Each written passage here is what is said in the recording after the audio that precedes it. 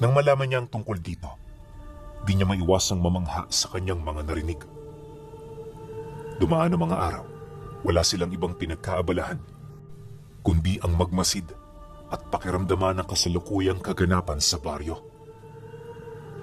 Iniiwasan na nilang mapadpad dito, lalo pat nalaman nila na purong kalahi ng mga antingero ang naninirahan doon. Nagkaroon na rin sila ng balita ukol sa mga gabunan nitong alaga na malimit nitong inuutusang manalasa sa mga karatig lugar. Wala silang ideya kung bakit ito ginagawa ng mga antingero, pero sa tingin nila, nangyayari ito para sindakin ng mga personalidad na magtatangkang makialam sa kanilang mga ginagawa. Dahil sa ganoong sitwasyon, kung kaya't palagi nang nakataas ang harang ng Cordillera. Sa hangganan ng lupa, nagbabantay ang iba't ibang uri ng mga engkanto na nasa ilalim ng pamamahala ng bathalang si Amunawi. Hindi basta-basta ang mga nilalang na yon pinuno, gawa ng lahat ng naroon, pawang mga reyna at maharlika sa uring kinabibilangan nila. Nagtataglay din ng mga ito ng hindi masukat na lakas na kayang tumapat sa mga gabunan at malalakas na uri ng antingero ng kaliwa. Bagay na naging daan upang makuha nila ang respeto ng kanilang mga kalaban. Ngunit sa kabila ng lahat ng yan, naniniwala sila na hindi habang buhay ang kapayapaan. Alam nila na darating at darating ang punto na may mangyayaring kaguluhan. At yon ang isa sa kanilang mga pinaghahandaan. Akala nila matagal pa yung mangyayari. Pero pagkaraan lamang ng ilang linggo, may nabalitaan silang sagupaan sa pagitan ng mga engkanto at antingero sa paanan ng bundok. Gayunpaman, nakabawi pa rin ang mga ito dahil bago nila nilisan ang hangganan, nakapatay ito ng 3 antingero. Pagbalik ng mga nilalang sa tahanan ng kanyang maestro, inilahad nito ang karumal-dumal na nangyari. Ayon sa mga ito, sinubukan nilang pigilan ang puwersa ng mga kalaban pero masyado itong marami. Kaya sa halip na ipahamak ang kanilang sarili, nagdesisyon sila na iwan ang kanilang hanay. Nang marinig naman ni Tandang Talyong ang tungkol dito, taos-puso naman itong nagpasalamat sa mga nilalang.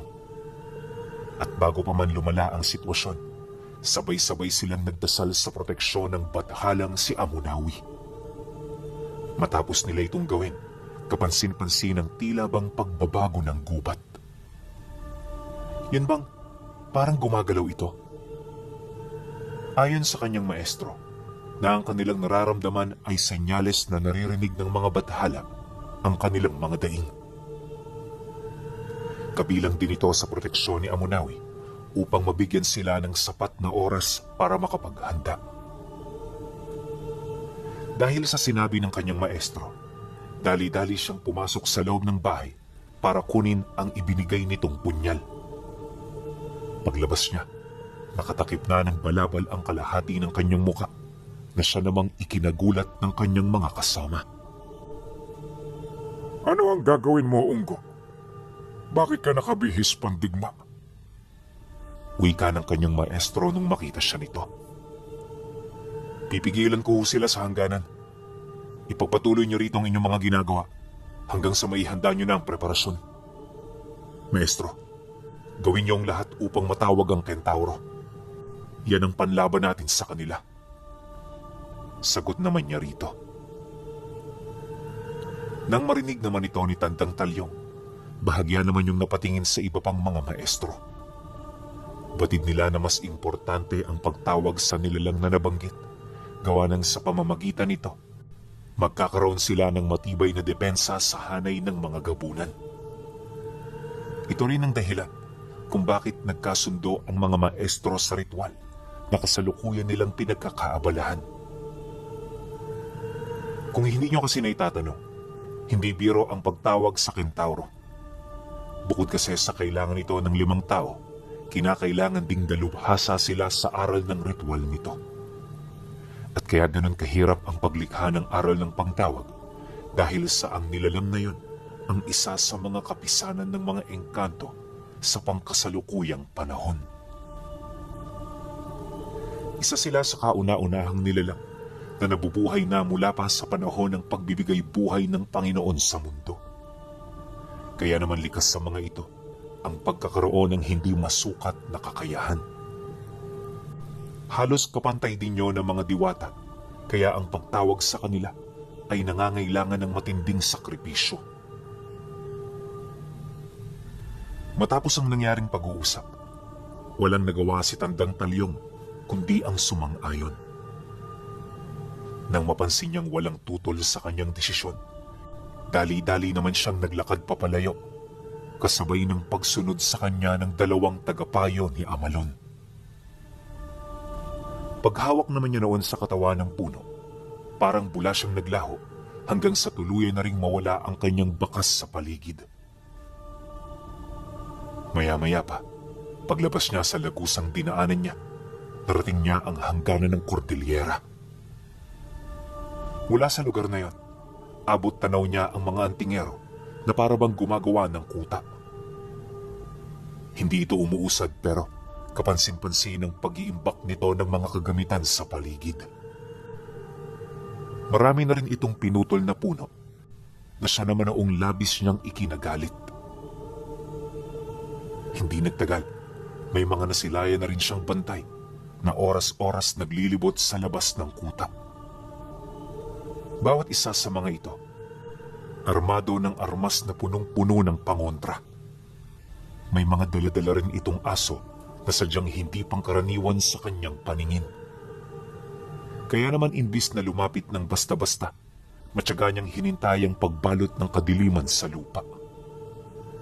Naisip ni Ungguna, para magkaroon ito ng takot sa kanila, kailangan niyang bumuhay ng isang personalidad na halang ang kaluluwa. Bagaman labag ito sa kanyang loob na gawin, naniniwala siya na tanging ito na lamang ang nag-iisang paraan. Ilang oras ang dumaan, nagpatuloy ang gawain ng mga antingero. Siya naman noon, humanap ng maayos na mapagtataguan para makapagpahinga. Iniwasan niyang ituon ang hustong atensyon niya sa mga ito, nang sa gayoy mapaghandaan niya ang kanyang gagawing pag-atake. Maya-maya lang, dala ng matinding pagod, hindi niya napansing tuluyan na pala siyang nakatulog. Paggising niya, napansin niya na mag-aalas 8 na pala ng gabi. Madilim na rin ang bahagi kung saan siya nagpapahinga, kung kaya't dali-dali siyang umalis sa lugar na yon.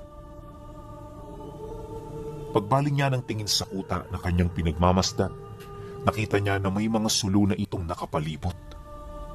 Marami rin ang bantay na umaaligid, indikasyon na hindi ito gaanong nagpapakakampante.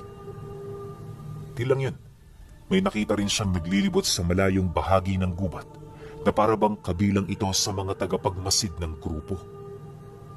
Kaya naman nang makita niya ang lahat ng yon, di siya nagdalawang isip na humingi ng tulong sa bathalang si Subasco.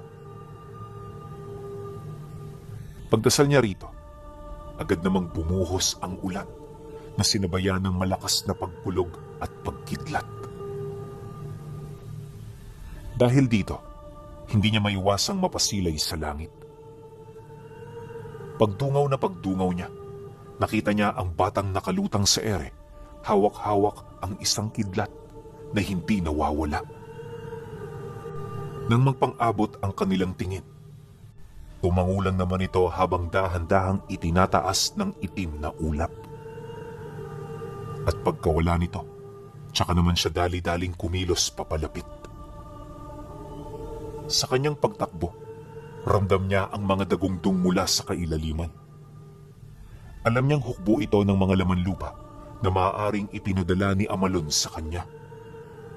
At habang papalapit, kapansin-pansin din ng mga purong kapre na dahan-dahan ang kumikilos.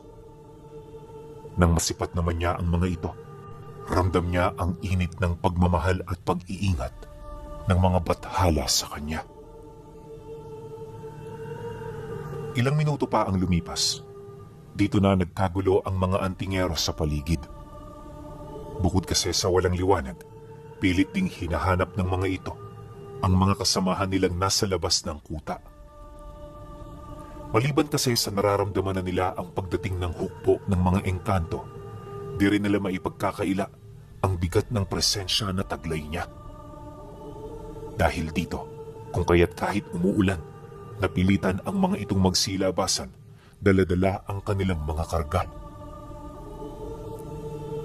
Habang nakatayo ito sa labas ng kuta, panay na ang ginagawa nitong pag-uusal para lamang maitaas ang bakod at puder sa katawan nila. Subalit nang mapansin ito ni Unggo, hindi siya natinag. At para maipakita sa mga ito ang agwat ng kanilang mga abilidad, kampante siyang lumabas sa kakahuyan ng walang kahit na sinong kasama. Habang naglalakad, bitbit niya ang kanyang punyal na halos 2 dangkal lang ang haba. Maliban dito, kasindak-sindak din ang kanyang wangis, buhat sa kasuotang tila bang nagkuubli sa kanyang pagkakakilanlan. Pagsilay naman sa kanya ng mga antingero, agad nitong pinakawala ng mga dala nitong sigbin. Ngunit nang masipat siya ng mga ito, labis-labis ang naramdaman nilang pagtataka sa kadahilanang nagpatuloy lang ang lakad niya na parabang hindi man lang inaalala ang mga nilalang.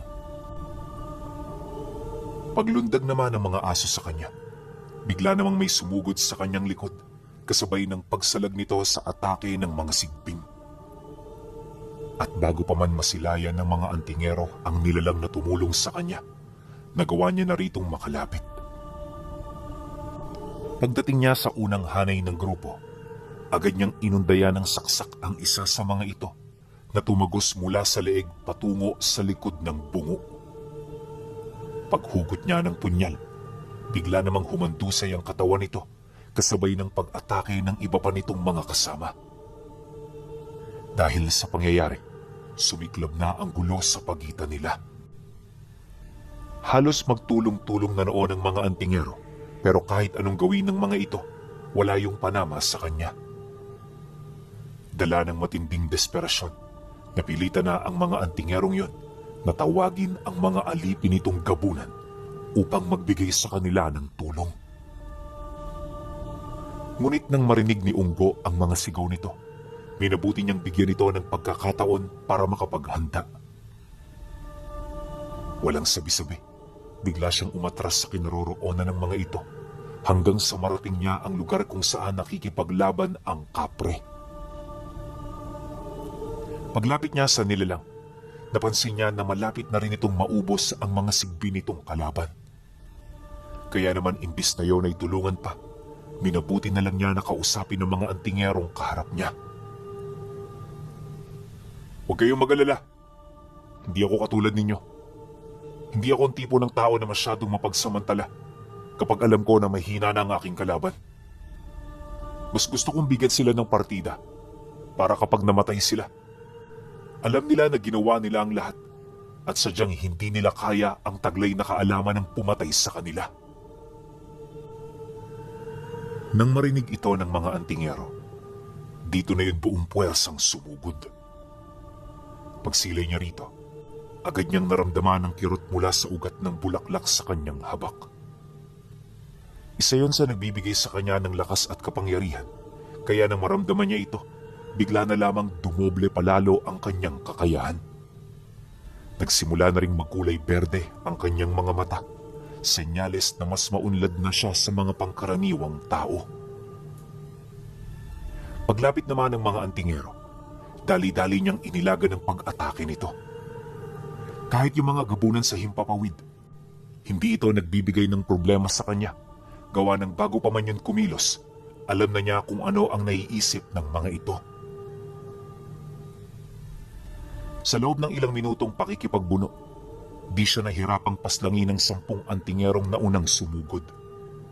Lahat yon nagtamo ng malulubhang pinsala, kaya karamihan sa kanila, 2 saksak lang ang inabot bago tuluyang bawian ng buhay. Sa bawat pag-atake rin kasi ni Unggo, palagi niyang sinisigurado na mamamatay ang kanyang biktima dahil sa ganoong paraan lang niya na ipapakita ang kanyang pagmamahal sa kanyang mga kalaban. Dahil sa ganoong sitwasyon, Kung kaya't maraming mga antingero ang hindi napigilang umiwas. Yung iba, nagdesisyon ng umatras, habang ang iba naman pinili pa ring makipaglaban sa kabila ng matinding takot na kasalukuyan nilang nararamdaman. Hindi naglaon, nang malipol na niya ang nasa unang hanay, dito na niya kampanting pinasok ang loob ng kuta. Habang siya ay naglalakad, wala siyang nakita noong kakaiba, maliban sa mga kulungan ng mga aswang na ginagawang alipin ng grupo. Ayon sa kanya, na nung makita niya ang mga ito, hindi niya mapigilang manlumo. Napakalungkot para sa kanya na makasaksi ng ganoong bagay. Gawa ng kahit masasama ang mga nilalang na yon, hindi maipagkakailang sila ang biktima sa puntong yon. Kaya naman para matapos na ang lahat ng paghihirap, nagdesisyon siyang ubusin na lamang ang iba pang mga nakakulong. Inakala niya kasi na ito na lamang ang natitira sa loob ng kuta, pero habang abala siya sa pagpaslang sa mga ito, may naramdaman siyang isang individual na bigla na lamang umatake sa kanyang likuran. Kaya naman nang medyo malapit na ito sa kanya, dali-dali niyang hinawakan ang sandata nito. Matagumpay naman niya yung naisakatuparan, ngunit bago pa man niya yun maatake, nagawa na nitong makapumiglas mula sa kanyang pagkakahawak. Hindi biro ang lakas na ipinamalas niya noong mga sandaling yon, kaya nang magawa ito ng nilalang, dali-dali niya yung hinarap. Pagsilay niya rito, nakita niya ang isang lalaki na nasa edad 40 anyos pa lang. Sa unang tingin, walang dudang antingero ito, pero pagsilay niya sa balat nito, nagulat siya nang makita niyang parang katulad yon ng sa bayawak. Matapos niya yung masaksihan, agad siyang napasilay sa kanyang kamay, buhat sa hawak-hawak niyang kakaibang bagay. Nang masipat na niya ang bagay na yon, bumungad sa kanya ang balat ng nilalang, nakahalin tulad ng lulon ng ahas. Naiwan dito ang matatalas nitong mga kuko, ngunit nakapagtatakang agad itong nakapagpatubo sa loob lamang ng napakaikling panahon. Nang mapansin niya ito, maigi niyang pinag-aralan ang nilalang upang malaman kung saang lahi ito nabibilang. Ang kaso, habang tahimik niya itong pinagmamasdan, panay na ang pagsasalita nito.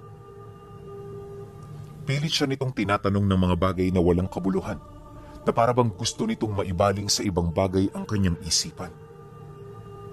Dahil sa ganoong ikinilos ng nilalang, minabuti naman niya na ito ay pagbigyan. Sa halip na ito ay pakiramdaman at usisain, kaswal niya itong kinausap na parabang wala na siyang ibang gustong malaman. Dahil dito, kung kaya't panay na ang pangngisi nito, na parabang sa kanya na umaayon ang pagkakataon. Nang mapansin naman ito ni Unggo, kaswal naman siyang nag-uwika rito ng, "Huwag ka nang umiti. Hindi pa tayo nagsisimula. Alam mo kasi kaibigan, mahirap akuin ang panalo kung wala ka pang napapatunayan. Binibigyan pa kita ng partida, kaya kapag natalo pa kita, ituturing kita na pinakamahina sa lahat ng nilalang na nakasama mo sa lugar na ito." Nang marinig naman ng lalaki ang kanyang sinabi, dahan-dahang kumunot ang mukha nito. Wala na rin yung ibang ginawa, maliban sa pag-aralan ang kanyang mga karga. Ilang minuto pa ang lumipas, nang magkaroon na ito ng lakas ng loob, di na ito nagdalawang isip pa na sumugod. Kaya naman ang masipat niya ang ikinilos nito, dali-dali naman niya yung sinalubong para ito ay pagbigyan. Kalaunan, nang magpang-abot na silang dalawa, kampante niyang sinukat ang lakas ng nilalang. Iniwasan din muna niyang atakihin ito ng atakihin ng seryoso, nang sa gayoy magawa niya pa itong mapaglaruan. Dagdag pa niya na, sa tamang plano, magagamit nila ito ng kanyang maestro. Ang kaso lang, makalipas ang 10 minutong pakikipaglaban, naramdaman niya na meron pa itong alas na inililihim sa kanya. Bukod kasi sa palihim lang itong nagmamatsyag, parang naghahanap lang din ito ng pagkakataon na ibaba niya ang kanyang depensa. Kaya naman ang mapagtanto niya ang tungkol dito, agad siyang nagtaas ng bakod at puder, kasabay ng paglapat niya sa kanyang punyal ng mga dasal na ibinigay ng bathalang si Amalon. Matapos niya yung maisakatuparan, dito na nagsimulang umahon mula sa kailaliman ang mga laman lupa. Pagpaikot nito sa kanyang kalaban, agad nila itong hinuli sa pamamagitan ng paglikha ng mga uka mula sa lugar kung saan yon nakaapak. Nang mapansin naman ito ng nilalang, pilit naman yung umilag hanggang sa tuluyan na itong mahulog sa patibong na inilikha ng mga nilalang na pagmamay-ari ni Amalon. Pagpasok nito sa loob ng uka, agad na gumapang dito ang maninipis na ugat na ubod ng tibay. Dahan-dahan itong kinulong ang nilalang, dahilan para magpumilit naman itong magpumiglas. Akala nito madali niya yung malulusutan, pero sa loob lamang ng maikling panahon, tuluyan na itong bumigkis sa kanyang katawan hanggang sa hindi na yon nakakilos pa. Nang mapansin naman yon ng mga laman lupa, dali-dali itong nagpaikot sa balon kasama siya. Mula sa ibabaw, tahimik nila itong pinagmasdan hanggang sa narinig na niya ang pag-usal ng pinuno ng hukbo. Paghawak nito sa lupa, bigla namang kumipot ang uka kung saan tanging sigaw na lamang nito ang kanyang narinig bago yun tuluyang maglaho. Pagbalik ng katahimikan sa buong paligid, dali-dali namang umalis ang mga nilalang hanggang sa siya na lamang ang naiwang mag-isa sa lugar. Maya-maya pa, nang mapagtanto niyang wala na siya roong kasama, ipinagpatuloy niya ang pagmamasid. May ilang mga gamit din siya noong kinuha para ipasuri sa mga maestrong naghihintay sa kanyang pagbalik. Matapos niya yung gawin, bumalik ang katahimikan sa loob ng 1 linggo. Dahil dito, kung kaya't nabawi nila ang nakubkob na hangganan ng kubo. Yun nga lang, sa kabila ng kanilang tagumpay, di pa rin nila maipagkakaila ang nakaambang panganib at banta. Bukod kasi sa walang nagbago sa sitwasyon sa baryo, parang hindi rin nababahala ang mga antingero roon na animoy ang mga nilalang na kanilang natalo ay pawang galamay pa lamang ng mga hukbo nito. Dahil sa ganoong sitwasyon, kung kaya't patuloy silang nagpadala ng mga tagapagmasid upang matingnan ang mga nangyayari sa paligid. Ilang araw ding nagpatuloy ang ganoong pagmamanman hanggang sa makumpirma nila ang pagdating ng mga kakaibang nilalang ng kaliwa na di hamak na mas makapangyarihan kumpara sa mga gabunan. Nalaman din nila na kasakasama ng mga ito ang isang matandang lalaki na parabang ito ang kinikilalang hari ng mga nilalang.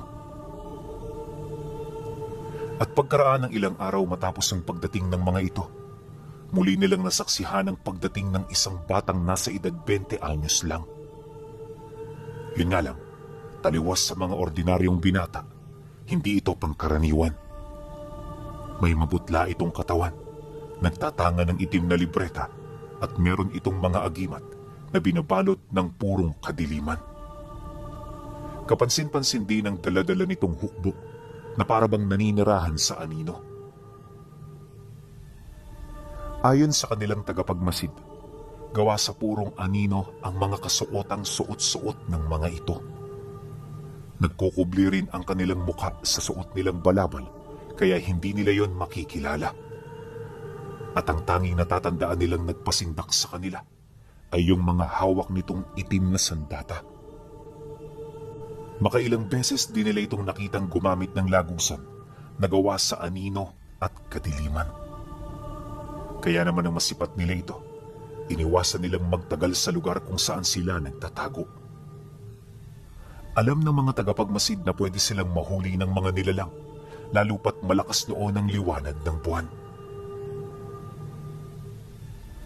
Nang marinig naman nila ang sumbong ng mga engkanto, alam nila na malapit nang dumating ang kanilang kinakatakutan. Kaya naman bago pa mahuli ang lahat, Tinipo na nila ang lahat ng engkantong ipinahiram ng mga bathala. Tinaas na rin nila ang depensa sa mga hangganan, maging ang mga poder ng bawat nilalang na makikipaglaban. Ayon kay Unggo, sa sobrang dami ng kanilang mga tinawag noon, halos mapuno na ang bundok kung saan sila nakatira. Binubuo rin ito ng iba't ibang uri, indikasyon na seryoso ang mga bathala para sa paparating na giyera.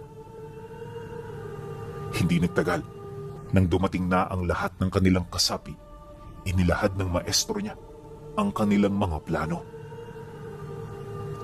Inakala nila na walang espesyal na mangyayari noong mismong gabi, pero sa kasagsagan ng pagsasalita ni Tandang Talyong, biglang nagpakita sa kanilang harapan ang 3 bathala. Sa isang iglap, agad nitong itinigil ang kanilang pag-uusap, kasabay ng sabay-sabay nilang pagyuko, pagpapakita ng kanilang pagrerespeto at pagmamahal sa mga nilalang na kanilang pinaniniwalaan. Maya-maya pa, nang makalapit na sa kanila ang 3 bathala, kinausap nito ng masinsinan ang maestro niya. Nagbigay din ng mahiwagang kampilan itong si Amunawi, na gawa sa tipak ng pinakamatibay na kahoy sa gubat. Matapos itong gawin ng bathala, lumapit ito sa iba pang mga maestro para mag-alay ng karagdagang sandata. Siya ang pangunahing binigyan ng mga ito, pero taliwas sa mga nauna, ang sandatang nakuha niya ay mula sa 3 bathala. Ayon kay Unggo, isa yung maliit na pulseras na gawa sa baging. Sa pinakagitna nitong bahagi, may 2 tampok ng bato na kulay berde at puti. Kakaiba ang liwanag na nagmumula rito at namumukod tangi rin ang presensyang pinapakawala nito. Matapos naman niya itong kunin, narinig niya ang matikas na wika ni Subasco na nagsasabi ng, "Hindi mo na kailangan ng karagdagang lakas, sapagkat nabot mo na ang rurok ng iyong kapangyarihan. Yang gamit na hawak mo, magbibigyan sa iyo ng abilidad na bumuhay ng kahit na sino. Isang beses lang yan magkakaroon ng bisa, kaya pag-isipan mo ng maigi kung sino ang iyong ililigtas. Maging matatag kayo, sapagkat hindi maganda ang hinaharap ng mga araw na paparating. Marami ang mamamatay, kaya ngayon pa lang, sulitin nyo na nakasama nyo pa sila. Huwag kayong mag-alala, sapagkat ang inyong kamatayan ay hindi masasayang. Lagi niyong tatandaan, hindi sa buhay na ito ang simula ng lahat." Pagkasambit ng diwatang Subasco ng mga kataga, bahagya namang bumuhos ang ulan. Maya-maya pa, nang wala na itong sasabihin sa kanila, hindi maiwasang mapatingin sa bawat isa ang mga maestrong nakarinig sa sinabi nito. Alam nila na hindi marunong magsinungaling ang mga bathala, kaya anuman ang narinig nila, ito ay pawang katotohanan lamang. Matapos ang testamento ng 3 matataas na uri ng nilalang, iginawad nito sa kanila ang basbas ng kabuuan ng Cordillera. Gamit ito, malalagpasan nila ang sukdulan ng kakayahan ng tao, at hanggat nananatili sila sa lupang sakop nito, hindi sila makakaramdam ng anumang pagod. Ngunit sa kabila ng lahat ng yon, kailangan pa rin nilang magdoble ingat dahil anuman ang pinsala na kanilang natatamo, hindi ito saklaw ng basbas ng 3. Kaya naman mahalaga ang obligasyon ng mga maestrong nagtataglay ng kapangyarihan at basbas ni Amunawi at Amalon. Pagkasambit nito ng mga kataga, unti-unti na itong naglaho.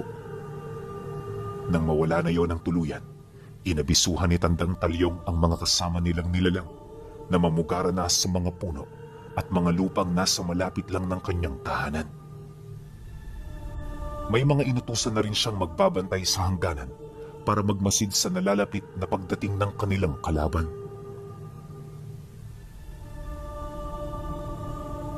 Dumaan ang 2 gabi. Hindi naging madali ang lahat. Kahit natutulog noon si Unggo, aminado siya na bukas ang kamalayan niya sa takot na baka merong mangyari habang siya ay nagpapahinga. Inaasahan kasi nila, nabibilang na lang sila ng 1 hanggang 2 araw bago lumusob ang mga kalaban nila. Ngunit 5 araw na ang dumaraan, wala pa ring paramdam sa hanay ng mga ito. Akala nila matatagalan pa ang pagsugod ng mga kalaban, pero lingid sa kanilang kaalaman, naghihintay lang pala ang mga ito sa nalalapit na pagsapit ng gabi ng Sabado. Pagtungtong ng nasabing araw, naging maligalig na ang paligid. Umaga pa lang pero kapansin-pansin na ang mga nilalang na tila bang lumilikas. Nung masipat yun nila Unggo, pakiramdam nila may paparating na malakas na delubyo dahil sa dami ng mga ito. Gayunpaman, sa halip na maalarma, ipinagpatuloy nila ang paghahanda ng kanilang mga gamit. Aminado kasi sila na naghahabol sila sa oras, lalo pat hindi pa nila nakukumpleto ang mga bitag at depensa na inilalatag nila sa daraanan ng mga ito. Pagsapit ng dapit hapon, unti-unti na nilang nasilayan ang pagkilos ng hukbo ng mga nilalang.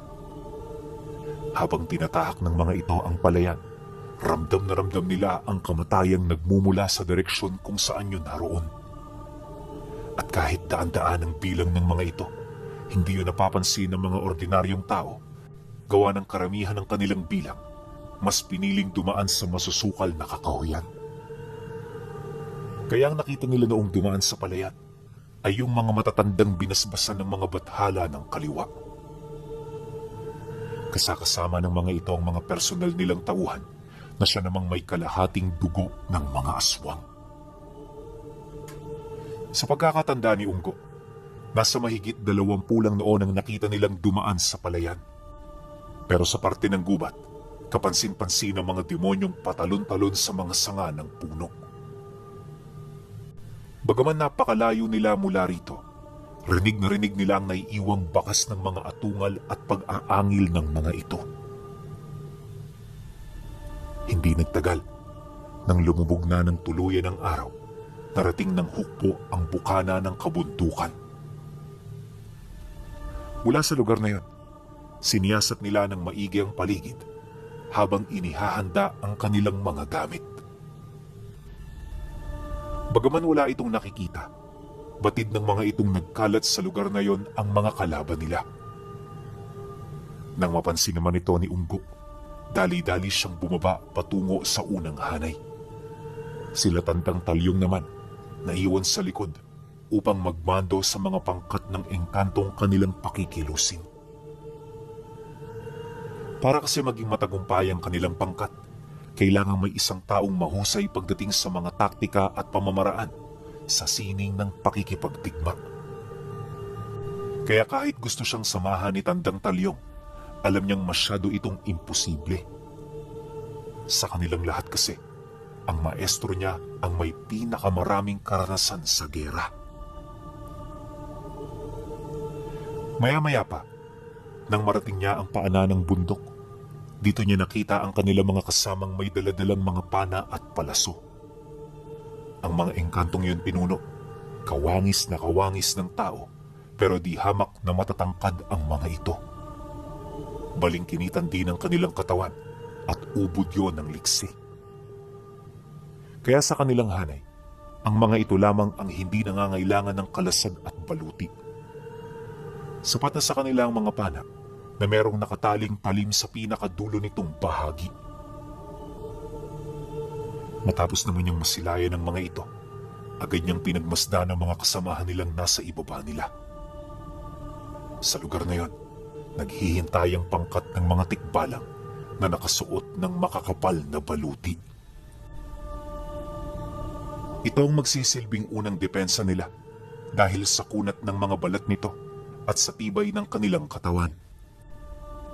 Inaasahan nilang hindi magtatagal ang mga nilalang na yon, pero nakasisiguro sila na sapat ang maibibigay nitong oras para mapaslang nila ang maraming bilang sa hanay ng kanilang kalaban. Dahil dito, kung kaya't hindi na nila gaanong inisip ang mga buhay nito.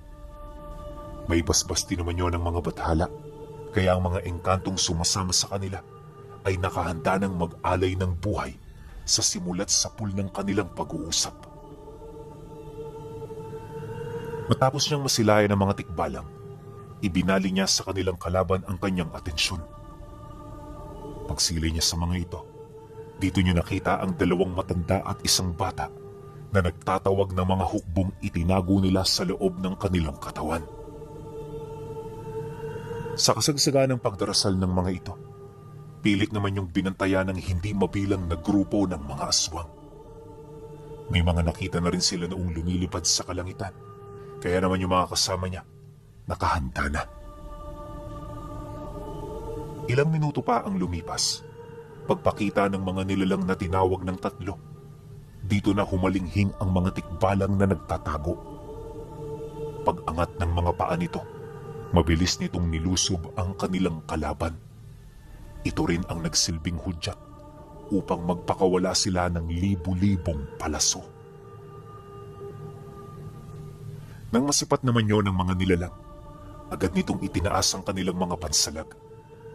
Ang mga aswang namang naroon sa kalangitan, sinubukang iwasan ng mga palaso, ngunit sa sobrang dami ng mga ito, halos kalahati nila ang nagawa nitong mapabagsak. Matapos ang pangyayari, matagumpay na nakalapit ang mga tikbalang sa hukbo. Paglapit ng mga ito rito, walang habas nitong pinagtatataga ng mga dala nilang palakol ang lahat ng nilalang na kanilang madaraanan. Pagsilay naman dito ng 3 nilalang na may basbas ng bathala, dito nagdalawang isip na pakilusin ang lahat ng hukbong nasa ilalim ng kanilang pamamahala.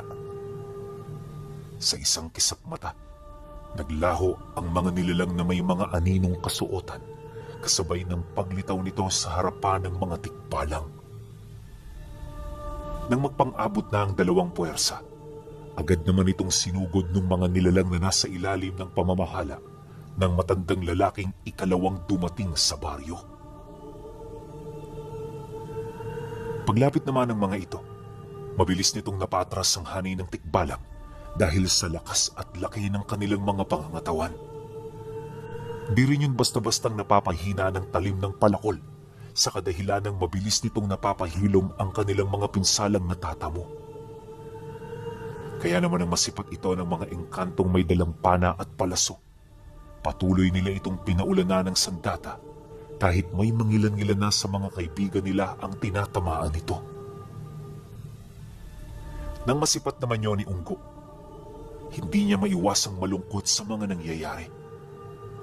Alam niya na parte ito ng sakripisyo, kaya kahit gusto niya itong tulungan, di ito pupwede. At sa halip naman lumo, sinikap niyang maging matatag sa kung anuman ang kanilang pinagdadaanan. Ilang minuto pa ang lumipas, bahagya siyang napahinto sa kanyang pagmamasid nang matunugan niya ang pagdating ni Tandang Orlan.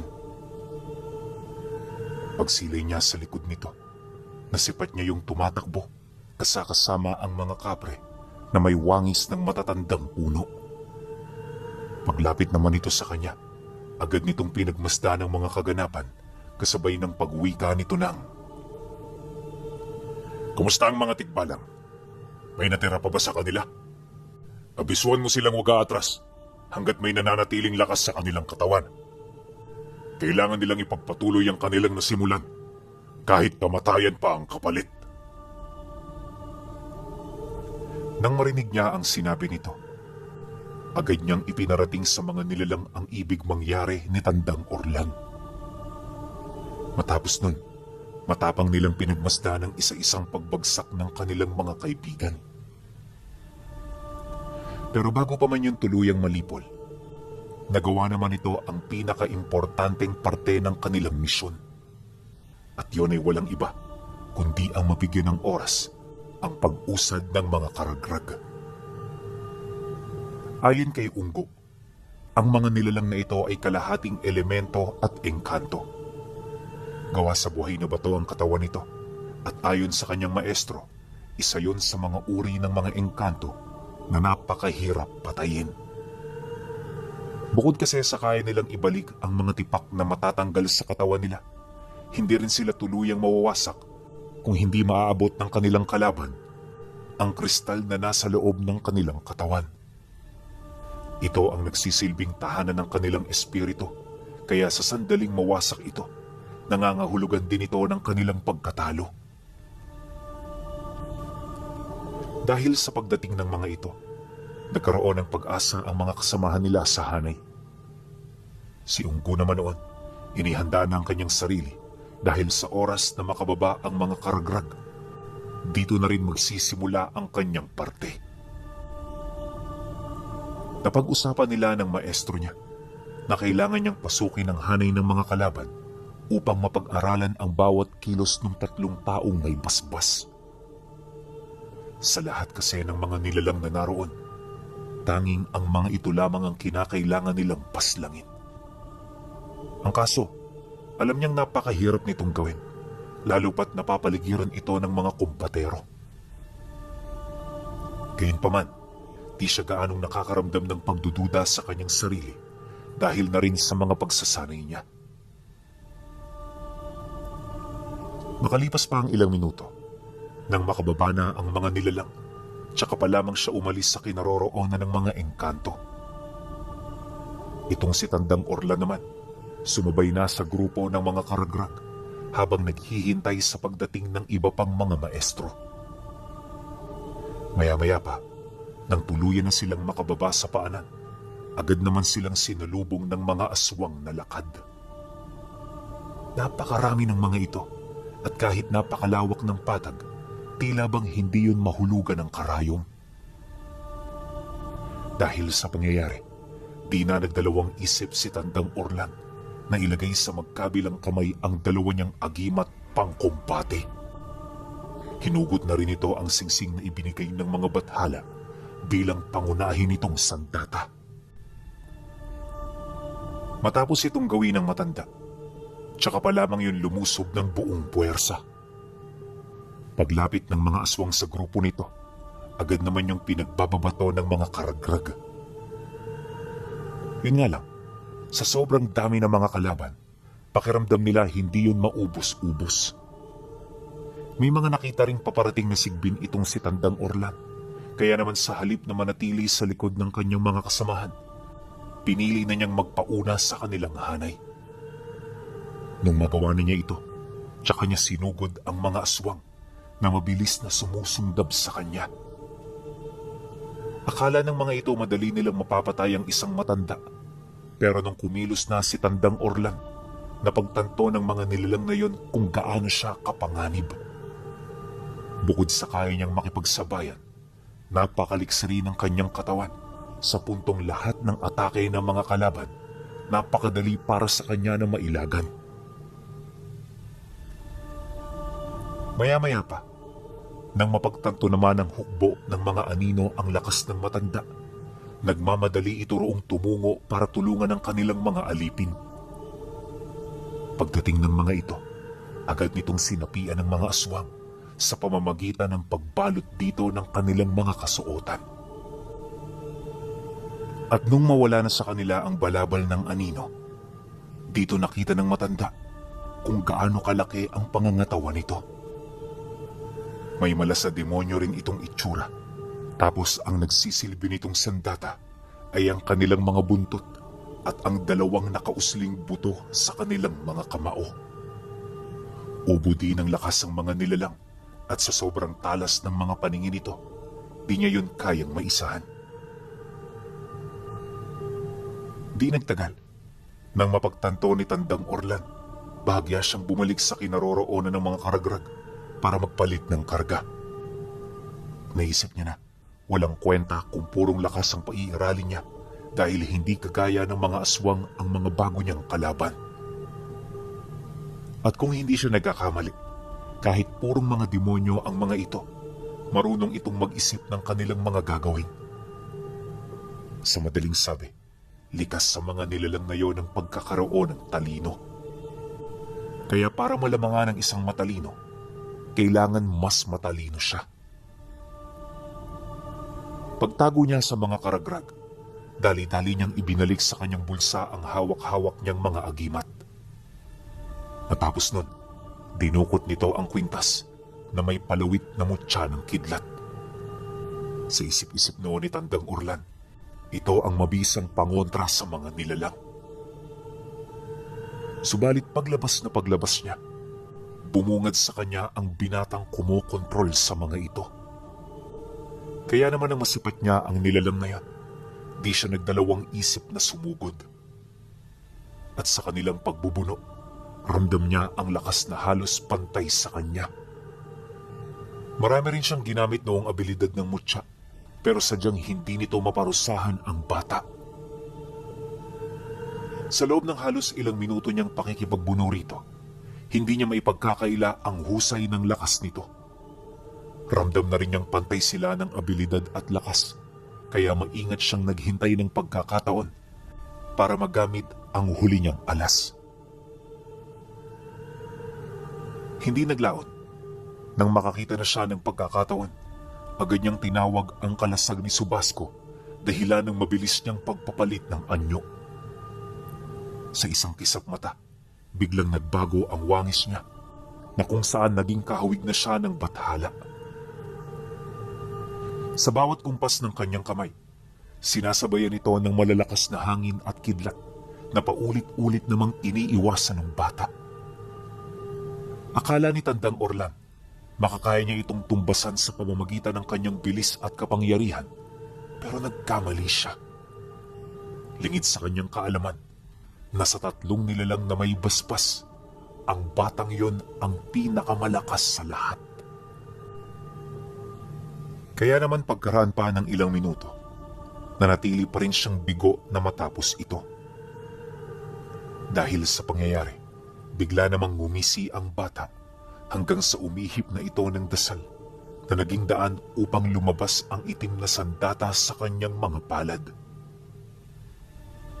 Paghawak niya rito, buong lakas nitong sinugod si Tandang Orlan hanggang sa tumarak na sa sentro ng kanyang dibdib ang dalawa nitong sandata.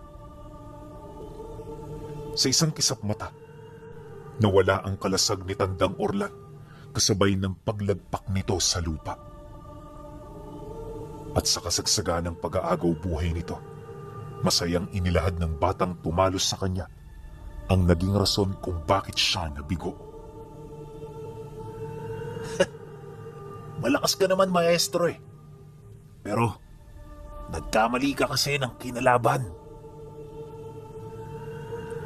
Pagkasambit nito ng mga kataga, agad namang umatake ang hari ng mga laman lupa kasama ng duwende. Pilit nila itong itinaboy hanggang sa tuluyan na yung nakalayo sa labi ng kanilang kasama. Matapos nila itong magawa, dali-dali nila itong ipinasok sa uka upang mailayo yun sa lugar na yon.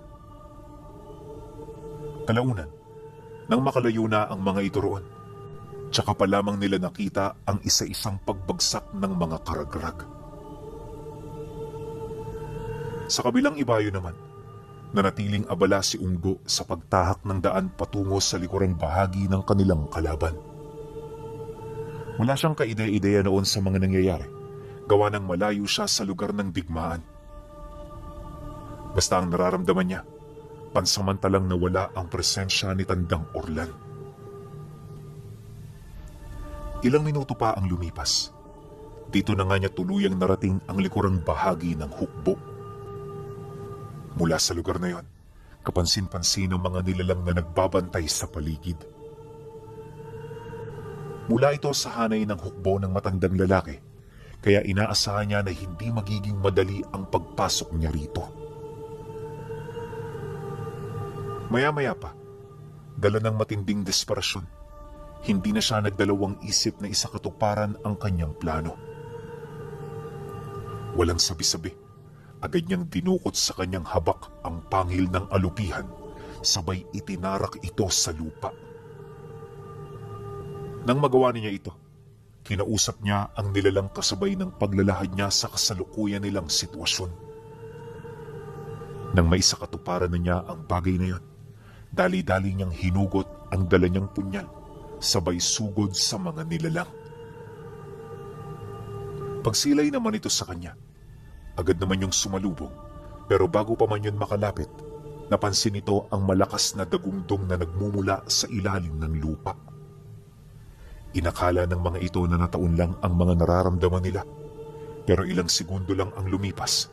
Umahon mula sa kailaliman ng lupa ang dambuhalang alupihan. Pagsungkab nito sa mga nilalang, mabilis na nakapasok si Unggo sa entrada ng kuta ng kalaban.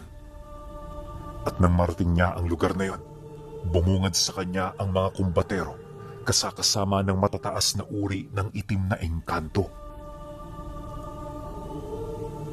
Matapos naman niya yung masilayan, pilit niyang hinanap ang dalawang matandang pakay niya, ngunit sa kasamaang palad hindi niya na ito nakita pa. Dahil sa pangyayari, di napigilan ng isa sa mga kumbatero na tumawa, gawa ng pakiramdam nito na isahan siya ng pangkat. Ilang segundo pa ang lumipas. Dala ng matinding tuwa, nagwika ito sa kanya ng, Nagkamali kayo ng plano, Antingero. Masyado nyo kaming minaliit. Kaya pagmasdan mo ang bunga ng inyong mga pagkakamali. Ito na ang... Di pa man ito tapos sa pagsasalita. Bigla itong naudlot nang bigla yung undaya ng saksak ni Unggo sa sikmura. Sa sobrang lakas ng pagkakasugod niya, tumagos ito sa likod ng nilalang, dahilan ng agaran nitong panghihina. Paglagpak nito sa lupa, bigla naman itong naghingalo hanggang sa malagutan na ito ng hininga. Matapos niya yung paslangin, agad niyang hinugot ang itinarak niyang punyal na para bang pumatay lang siya ng isang ordinaryong hayop. Dahil dito, kung kaya't nasindak ang ibang mga kumbatero. Tulalang-tulala ang mga itong nakamasid sa kanya at ni isa hindi nagkaroon ng kakayahan na sumugod o makipaglaban man lang. Pagtayo niya, ipinahid niya ang dugo ng kumbatero sa kanyang damit kasabay ng dahan-dahan niyang pagsilay sa mga natirang kasamahan nito. Matapos niya yung gawin, matapang siyang nagwika ng, "Sino pa ang gustong sumunod sa taong ito? Bilisan niyo! Ayoko nang nababagot ako." Nang marinig naman ito ng mga kumbatero, wala yung nagawa kundi ihanda ang kanilang mga armas. Dahan-dahan din itong lumapit sa kinaroroonan niya para maghintay ng pagkakataon upang sumugod. Nang masipat niya ang ginawa nito, bigla naman niyang ibinato ang kanyang punyal sa isa sa mga kasamahan nitong hindi nakatingin sa kanya. Puwersado ang pagkakabato niya, kaya kahit may matalas itong paningin, di na yon nakailag pa. Pagtarak ng kanyang punyal sa noo nito, dali-dali namang sumugod ang iba pa nitong mga kasama hanggang sa magpang-abot na sila. Akala ng mga kumbatero wala siyang silbi kung di niya hawak ang kanyang punyal, pero nagkamali ang mga ito. Dahil kahit wala siyang sandata sa kamay, kayang-kaya niya pa rin pumatay ng mga mabababang uri. Sa loob ng ilang minutong pakikipaglaban, binasag niya ang bungo ng mga ito gamit lamang ang pisikal niyang lakas. Wala rin siyang pakialam kung may dugo ng aswang ang mga kumbatero sa kadahilan ng taglay niya ang abilidad ng 3 bathala. Kaya naman kahit marami ang mga ito, nalipol niya yon ng walang kahirap-hirap. At sa prosesong ito pinuno, di man lang niya ginamit ang ilan sa mga pangunahin niyang abilidad. Pakiramdam nga noon ni Unggo, nakikipaglaban siya sa mga ordinaryong antingerong salat sa karunungan. Matapos niya yung lipulin, nagmamadali naman siyang bumalik sa lugar ng digmaan. Inaasahan niyang napipigilan ito ng kanyang mga kasamahan, ngunit pagsilay niya sa lugar na yon, kitang-kita niya ang mabilis na pag-usad ng mga nilalang patungo sa tahanan ng kanyang maestro. Nadatnan niya itong umuusad malapit sa gitna ng bundok kung saan lahat ng mga kasama niyang humaharang. Madali nitong napapaslang. Halos pantay ang bilang ng mga nalagas sa kanila, kaya ramdam na ramdam niya talaga ang pagiging dehado nila sa laban. bagay na ikinaalarma niya ng husto. Dahil dito, kung kaya't agad siyang tumalon sa lagusan para mas makarating ng mas mabilis sa bahay ng kanyang maestro. Pagtagos niya rito, nakita niya si Tandang Talyong na naghihintay sa kanilang bahay, kasama ang isa pang maestro na ang kakayahan ay nakatuon sa paggamot ng mga pinsala. Pagsilay naman ng mga ito sa kanya, agad siya nitong pinalapit upang ipagbigay alam ang kasalukuyang sitwasyon. Nang makausap niya si Tandang Talyong, dito niya nalaman ang karumal-dumal na pangyayari sa kanilang hanay. Lahat ng maestro maliban sa kanilang kasama, kinumpirma nitong pumanaw na. Mariin din itong inilahad na sa dami ng kanilang mga kasamahang tinawag, kukonting bilang na lamang ang nakaligtas at patuloy pa ring lumalaban. Ngunit dahil sa lakas ng mga nilalang, inaasahan nilang oras na lamang ang natitira para tuluyang mapasok nito ang kanilang kuta. Pagsambit naman ni Tandang Talyong sa mga katagang yon, dito na nila naramdaman ang pagwasak ng mga nilalang sa mga punong nagsisilbi nilang harang. Dahil dito, sinubukan niyang tawagin ang alupihan, ngunit sa kasamaang palad abala pa ito sa kasalukuyan nitong kalaban. Kaya sa halip na umasa sa kung kani-kanino, minabuti nilang paghandaan ang mga kasunod nito. Ilang minuto pa ang lumipas, pag-usad ng mga nilalang, di na sila nagdalawang isip pa na sumalubong. Hanggat kaya nila, inilayo nila ito sa kanilang tahanan upang maprotektahan ang mga bagay na alam nilang mahalaga. Nababahala man ang dalawang maestro sa mga posibleng mangyari. Pilit nilang tinataga ng kanilang mga sarili.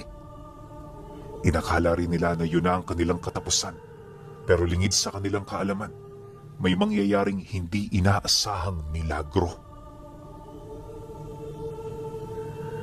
Pagpasok ng mga ito sa kanilang lugar, agad silang sinalubong ng mga mandirigmang nasa ilalim ng pamamahala ng tatlong nilalang na may basbas ng bathala ng kadiliman. Lahat yon nagtatangan ng kamanghamanghang lakas, kaya nang magpang-abot na sila nito, ramdam niya ang puwersa ng bawat isa. Habang siya ay walang habas yung pinagpapapatay, napansin niya na medyo nahihirapan si Tandang Talyong sa mga ito. Inaasahan naman niya ang bagay na yon, lalo pat ang mga nilalang na kanilang kalaban ay alam niyang mas maunlad kumpara sa kanyang maestro at sa mga kasamahan nito. Gayunpaman, sa kabila ng ganoong sitwasyon, nagagawa pa ring makipaglaban ni Tandang Talyong. Dehado man sa mga ito, hindi nito naisip na umatras para unahin ang kanyang sarili. Ilang minuto pa ang lumipas, unti-unti na sila nitong nasukol hanggang sa lahat ng direksyon pwede nilang puntahan, nakubkub na ng mga nilalang. Ang tatlong pinuno namang namamahala sa mga ito, kasyual na nagmamasid mula sa malayo. Wala itong interes na makisali sa ganoong kaguluhan dahil alam ng mga ito na yun na ang katapusan ng kanilang mga kalaban. Ang kaso lang, dahil sa pagiging bata ng pinuno nila, tila bang nainip ito sa kakahintay sa kanilang pagbagsak. Kaya naman para mapadali ang lahat, bigla na lamang siya nitong inatake. At sa isang kisap mata, nagpang-abot silang dalawa. Pagsalag niya sa matatalas nitong kuko, agad niyang naramdaman ang hindi pangkaraniwan nitong lakas. Aminado siyang may taglay na katangi-tanging kapangyarihan ng bata, kaya hindi niya yun minaliit.